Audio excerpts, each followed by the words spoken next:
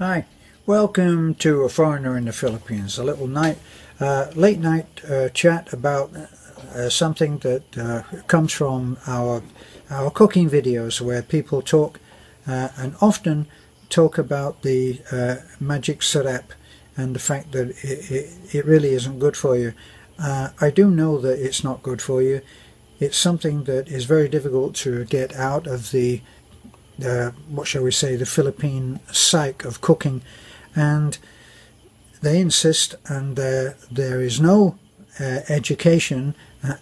Actually, there's more education on our channel about magic syrup and other monosodium based additives that they put in cooking to make it taste good than there is out there in the public.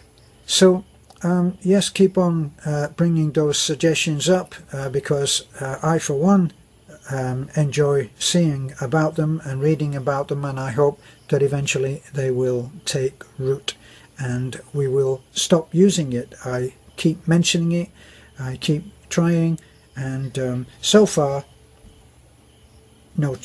So what are we looking at for a subject to discuss? And that takes us straight into diet in the Philippines. Well, as you know, we actually make videos. Beth and I make videos, and in those videos we include the family. We include Nanay, my mother-in-law. We include Bibi. We include Balalut. We include all the family. Taliklik. These are all our family. These are people. These are these are personalities in our family. They're members of our family group, and we include them, and they enjoy a certain popularity, a certain familiarity, and they help us make our videos. That's what we do.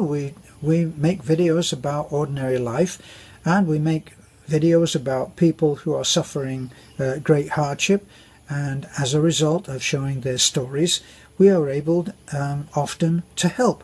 Not always, but most of the time we're able to help because of the generosity of our subscribers, who some come in, some come out, some come in and come out, and they come in and out as the mood takes them, as the emotion takes them when they see something which touches them. So we play on emotion, and we show people who are having a tough time, and that section of our videos is fairly obvious. What's not so obvious is the fact that we may show one very popular video was of Beth riding a carabao. Now this may come as a surprise to you, as to some of you.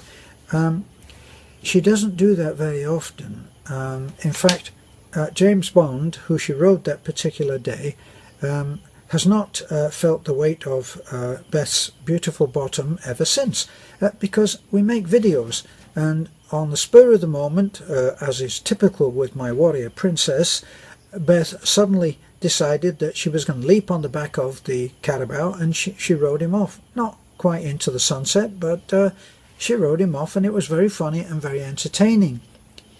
We make videos about what it's like to plant rice. We're not rice workers. We don't do that. Okay.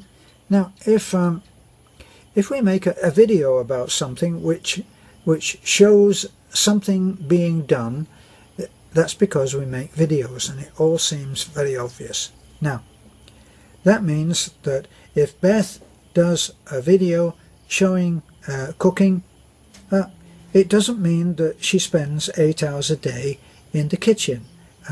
It means that we made a video about cooking, right? And what we try to do in all of our videos, where Beth is there sorting everybody out, is try to make you laugh. You know, what could be so bad about that? And in making you laugh, that's called entertainment. Now, if during the course of that video you see something which you enjoy, you can comment on that, say I enjoyed that. if you see something that you don't like, as in the case of you see masarap, ooh, you can comment on that too, and we appreciate all of that. Now, it gets us onto the subject generally of diet. Well, boy, my mother-in-law, almost all her life, it seems to me, as a relative newcomer coming into this family unit, I kept coming in thinking, wow, we're living in a land which is so green. I mean, vegetables must be piling up at the door like snowdrifts. No, that didn't happen at all. Now, I try to get people here to actually eat vegetables. Why? Because they're good for you. And there are all kinds of vegetables which will address a specific need, a specific health problem, or just in terms of preventive medicine. You keep eating loads of apples, of oranges, of carrots, and you'll enjoy a good life. You'll enjoy a healthy life. How do I know this? Well, I'm not going to brag, but I am going to brag actually. I'm 78. I'm 78 years old in just a few weeks' time, and actually I'm doing okay. Now, is that because I have any extraordinary genes? No, I don't think so, because I'm now alive longer than any of my family. So would it be bragging to say that I have a little experience in what you should do to lead a healthy life? Well, if you think no, the next button is there for you to press. And if you think that maybe there is something to what I'm saying, then you stay with me. Okay, so let's assume that you're staying with me, because those other people can't hear me now, can they? Right. What's my suggestion? Well, I'll tell you, the healthiest that I ever was, I actually went and became nearly almost, what I laughingly call nearly almost vegetarian. I ate very little meat. I've never been a great lover of going out and buying big juicy steaks, and let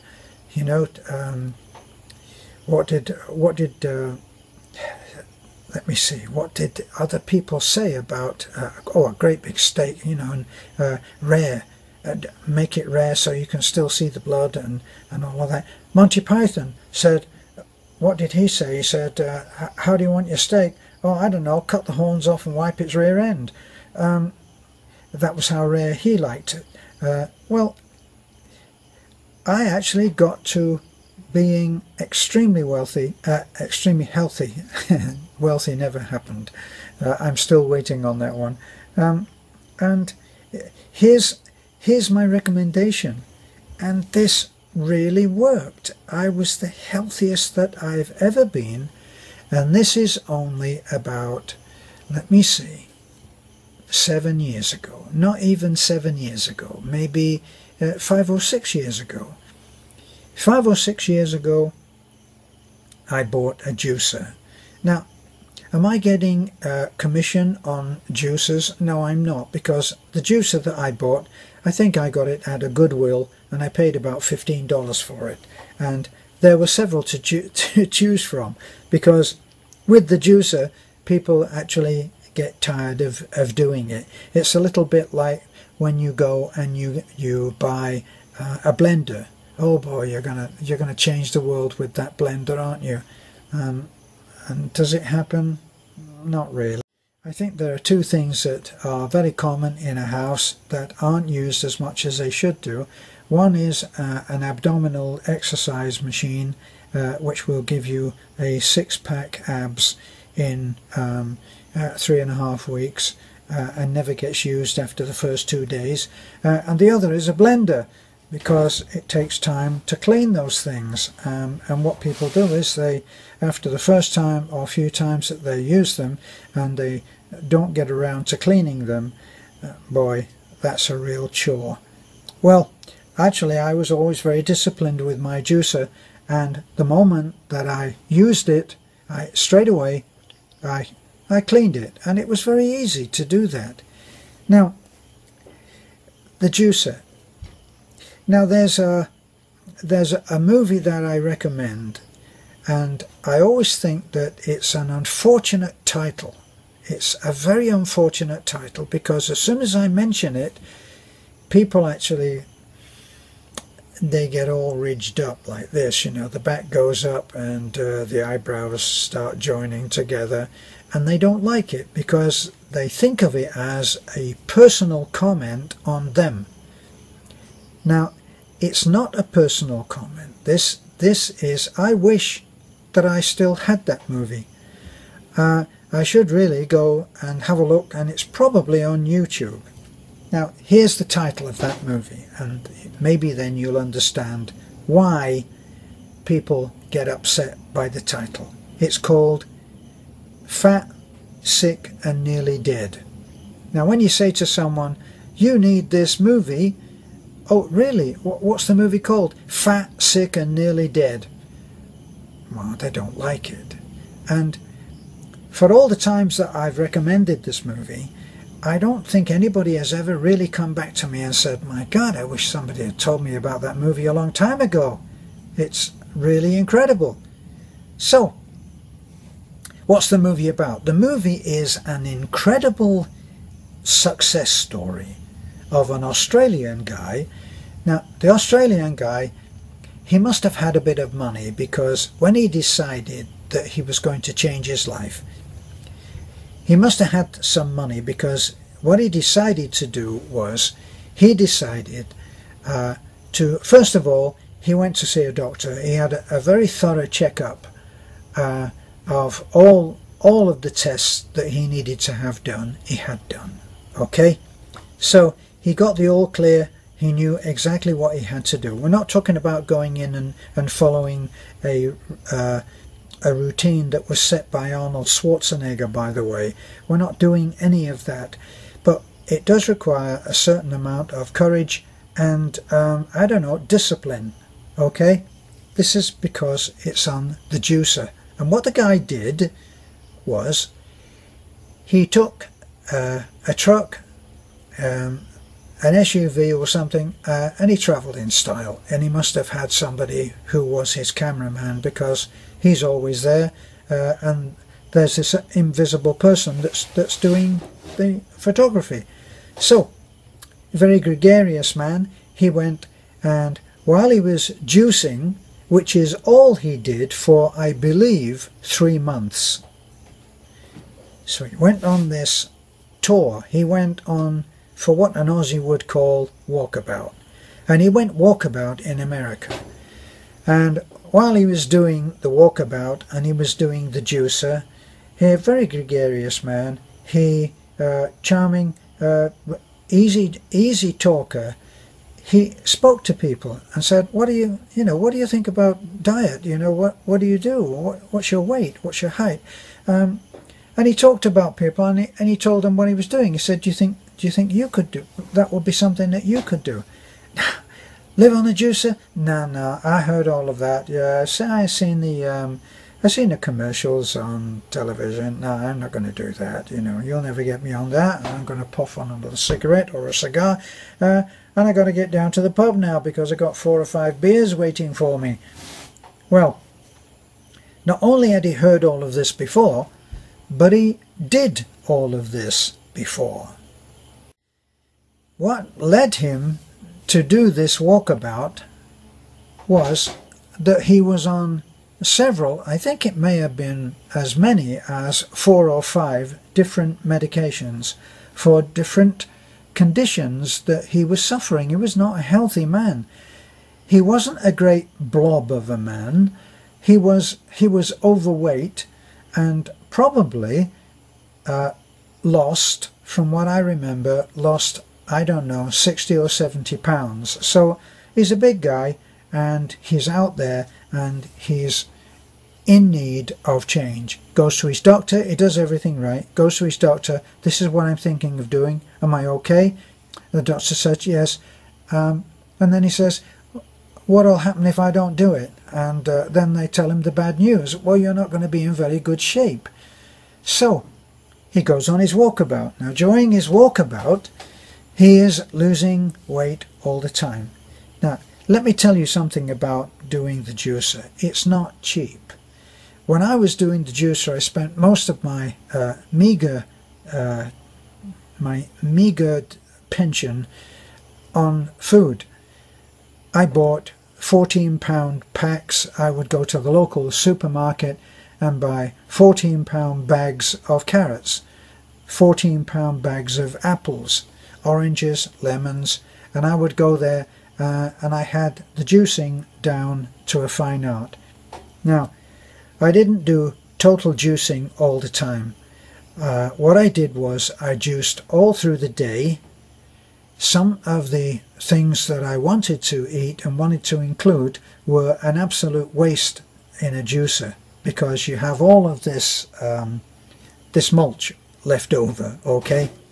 So I didn't want to put strawberries in there, but if strawberries came on offer, I was in there for the strawberries. I didn't put bananas in there because they don't produce much juice. So bananas I ate, oranges I like to eat, and lots of other things I like to eat. I like to eat watermelon.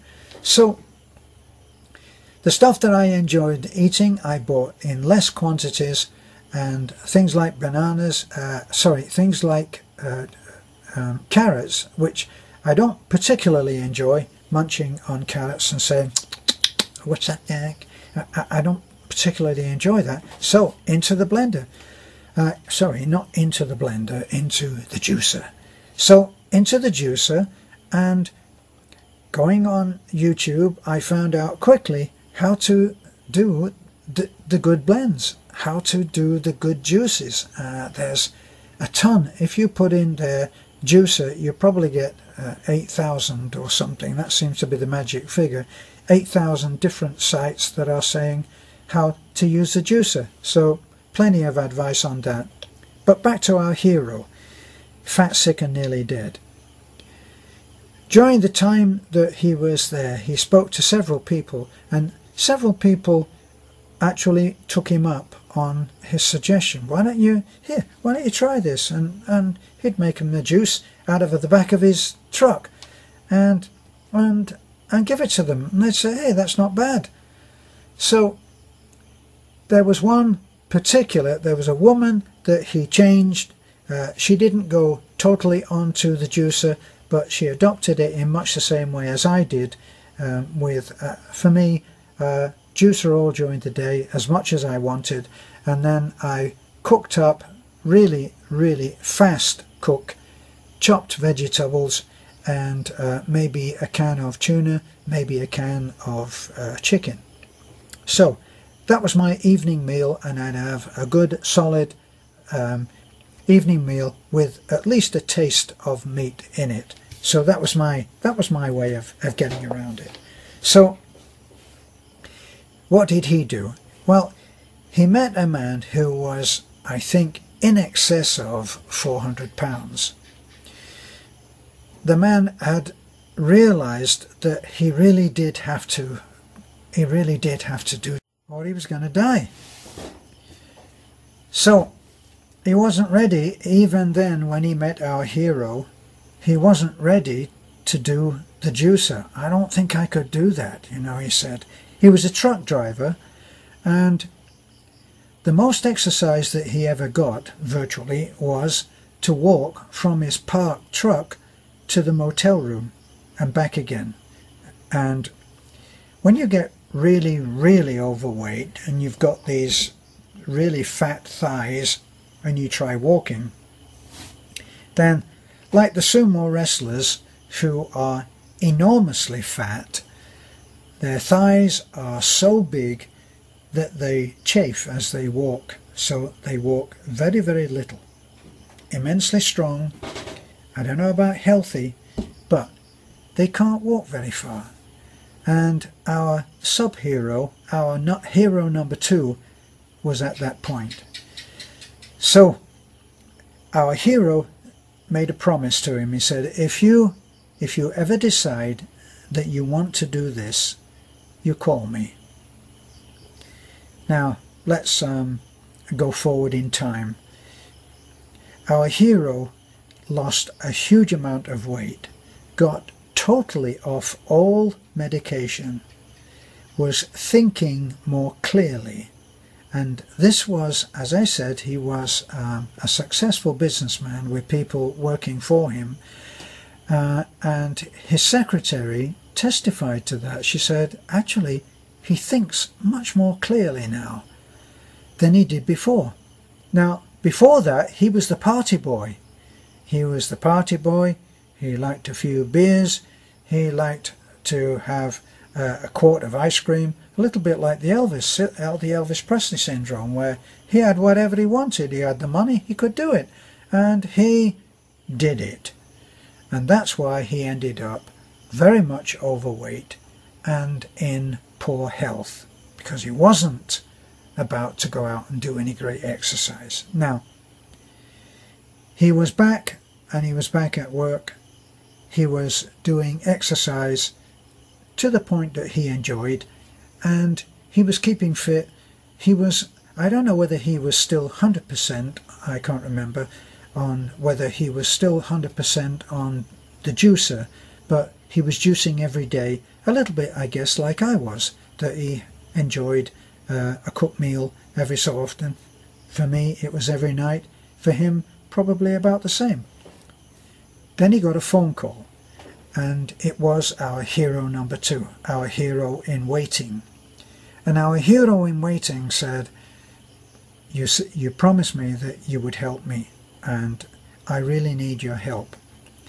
Our hero does no more than get on a plane, go over to the States where our hero in waiting is waiting, and he set the man up in a very modest lakeside resort.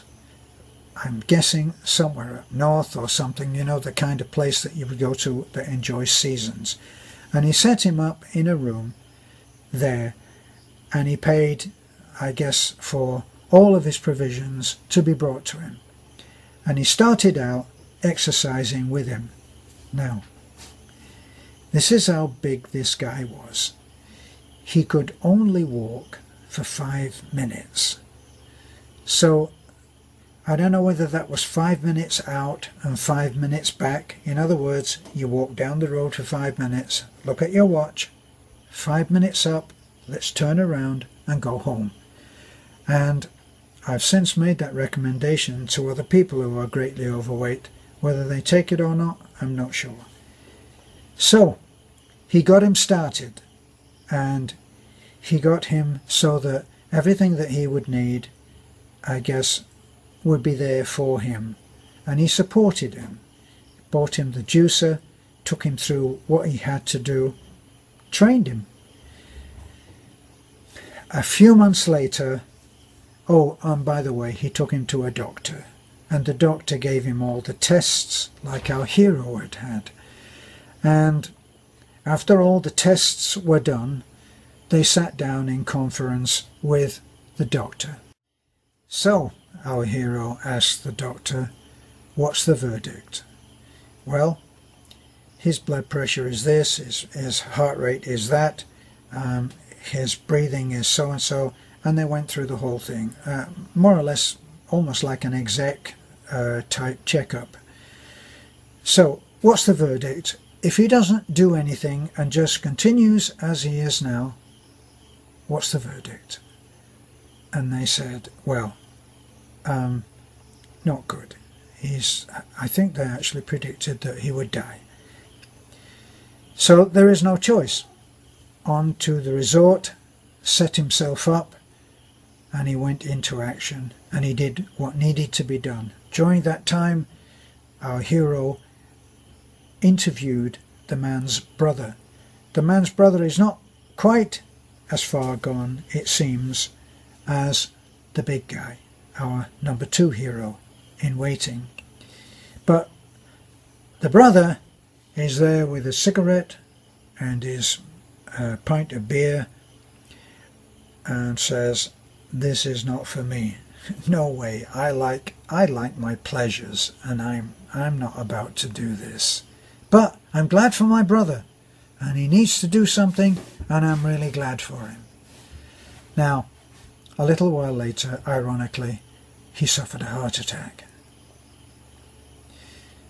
Back to our hero in waiting. Our hero in waiting has got his weight down, still a heavy guy, but he's got his weight down. He's off his medication, and he's given up his truck driving job, and he is a self-appointed lecturer on the benefits of a healthy diet. Now, what imaginative way did he show how much weight he was carrying around? Here's the thing, when people are greatly overweight, they don't think of it as something that they're carrying around. It's just them, isn't it? They're not carrying anything around. Oh, this is just me. But in actual fact, they are carrying a great deal around with them that they don't need to be carrying. Now, if you are about to tell me that I'm fatophobic, go ahead. What I'm trying to do is say that from an engineering point of view, you wouldn't go out in a car that was built so that all of the joints could not support the weight of the car. But when you are very heavily overweight, that's what you're doing. Those knees are not made with your height against your weight.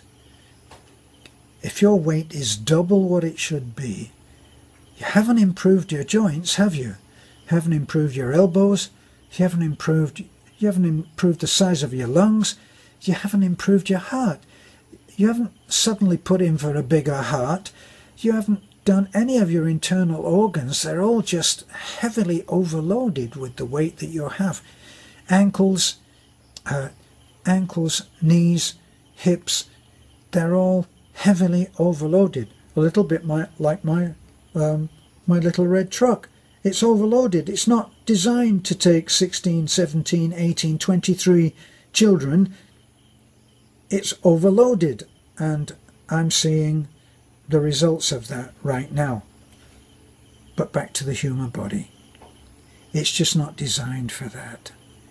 So, our hero number 2 is now lecturing people on the benefits of going on a juicer. He's telling his story. Isn't that what Beth and I do? We tell stories. We tell the story of someone who is living so. Someone who is in need of help. Someone living without hope. We tell the story. And the stories inspire people to change in some way. Maybe it is that they just start to be kinder to those around them. Maybe it is that they decide that they want to put a roof on the church, or they want to pay for a little bathroom to go into the rag house. Something happens. Some people are inspired by the right kind of story. His story is, he says, before I did the juicer, before I took myself into hand on a disciplined routine, I was carrying a lot of weight around with me. And if you think you're not carrying weight around with you, look over here. And he pointed to, I think, 6 bowling balls that were lined up on display. And he said, that is how much weight I was carrying around with me.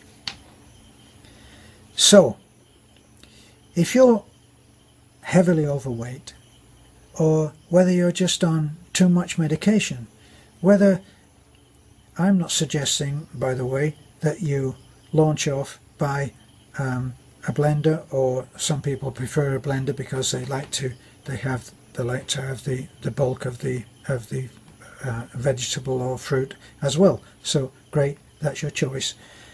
I chose a juicer and it worked for me. Now, I'm not a hugely heavy guy anyway, but at the same time as becoming much healthier, I lost 17 pounds of fat that I didn't need to.